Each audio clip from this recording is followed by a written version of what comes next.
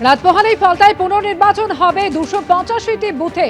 ফের ভোট গ্রহণ হতে চলেছে আগামীকাল সকাল থেকে এবং তার আগে নিরাপত্তা ব্যবস্থা জোরদার করা হয়েছে, মোতায়েন করা হয়েছে 35 কোম্পানি কেন্দ্রীয় বাহিনী।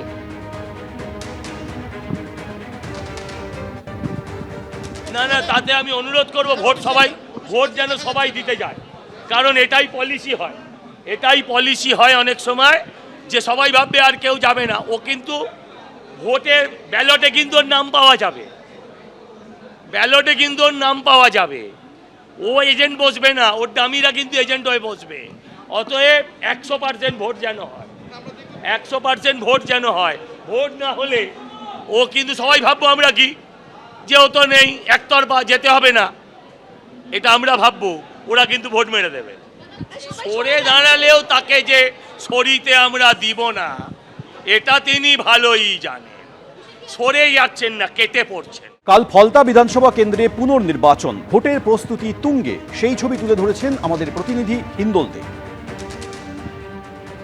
আগামীকাল 144 নম্বর ফলতা বিধানসভা কেন্দ্রের নির্বাচন এবং সেই নির্বাচনের আগে ডায়মন্ড হারবার ওমেন ইউনিভার্সিটিতে ব্যস্ততা কিন্তু একেবারে তুঙ্গে।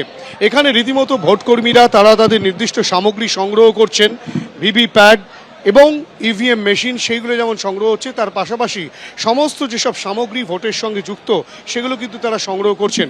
ইতিমধ্যেই যে চিত্র দেখাবো, যে এখানে কিন্তু সংগ্রহ করে নেওয়ার পর তারপরে কিন্তু তারা তা মিলিয়ে দেখে নিচ্ছেন এবং শুধু তাই নয়, সমস্ত কিছু এই যে 21টি টেবিল তৈরি করা হয়েছে 285টি বুথের জন্য 21টি টেবিল থেকে কিন্তু সমস্ত নির্বাচনের ক্ষেত্রে যেসব সামগ্রী লাগে, অর্থাৎ কিনা ভিভিপ্যাট, ইভিএম মেশিন, কালিসহ একাধিক জিনিসপত্র, সেগুলো তারা সংগ্রহ করেছেন ইতিমধ্যেই এবং সংগ্রহ করে নেওয়ার পর তারপরে কিন্তু তারা সেগুলো মিলিয়ে দেখে নিচ্ছেন। তাদের যা যা পেপারস দিয়েছে সবগুলো এবং 3টে মেশিন, কার্ডবোর্ড, সব যা কিছু পেয়ে গেছে। কি হবে এখন বুথে না যাওয়া পর্যন্ত ওখানে পরিবেশ পরিস্থিতি দেখেই তারপরে বলা যাবে কি হয়েছে না হয়েছে। না, তেমন কোনো আতঙ্কের কাজ করছে না।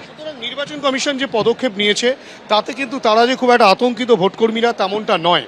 শুধু তাই নয়, বিভিন্ন জায়গায় ঠিক এভাবেই কিন্তু ভোটকর্মীরা তারা তাদের নির্দিষ্ট যেসব সামগ্রী যেগুলো ভোটের কাজে ব্যবহৃত হয়, সেই ভোটদাতারা যাতে ভোট নির্বিঘ্নে দিতে পারেন, সেক্ষেত্রে নির্বাচন কমিশন যেমন সুষ্ঠুভাবে গোটা বিষয়টিকে পরিচালনা করছেন, তার পাশাপাশি কিন্তু তারাও কিন্তু সুষ্ঠুভাবে যাতে ভোট পরিচালনা করতে পারেন সে বিষয়ে কিন্তু তারা একেবারে পদক্ষেপ নিচ্ছেন এবং শেষ পর্যায়ের যে প্রস্তুতি, সেই প্রস্তুতি কিন্তু চলছে। সেরকম মনে হচ্ছে না, যেটা ফ্রেশ এবং যে ধরনের রাজ্য প্রশাসন, পুলিশ বা আর্মি যে ধরনের অ্যাক্টিভেট বা ওখানকার জনসাধারণ, আগেরবারে যেটা প্রবলেম হয়েছিল মনে হয় সেটা হবে না, কারণ আমরাও এর আগে ভোট করতে গিয়ে এরকম সমস্যার সম্মুখীন হয়েছি। তো মনে হচ্ছে না সেবার এটা হবে।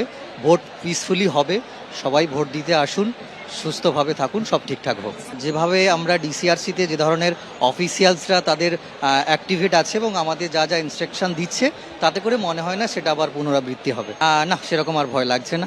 কেন্দ্রীয় বাহিনীর জওয়ান তারা কিন্তু রয়েছেন, তারাও নজরদারিতে রাখছেন এবং গোটা ফলতায় কিন্তু রীতিমতো কেন্দ্রীয় বাহিনীর জওয়ান, রাজ্য পুলিশ সহ নিরাপত্তা কিন্তু একেবারে মুড়ে ফেলা হয়েছে, যাতে কোনো ধরনের কোনো বিশৃঙ্খলা তৈরি না হয় বা নির্বাচনের ক্ষেত্রে যাতে কোনো রকম কারসাজি না থাকে, সেই বিষয়টা সুনিশ্চিত কিন্তু করা হচ্ছে নির্বাচন কমিশনের তরফ থেকে।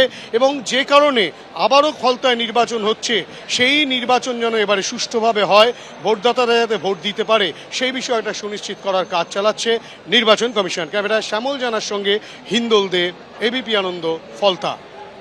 এবিপি আনন্দ, এগিয়ে থাকে, এগিয়ে রাখে।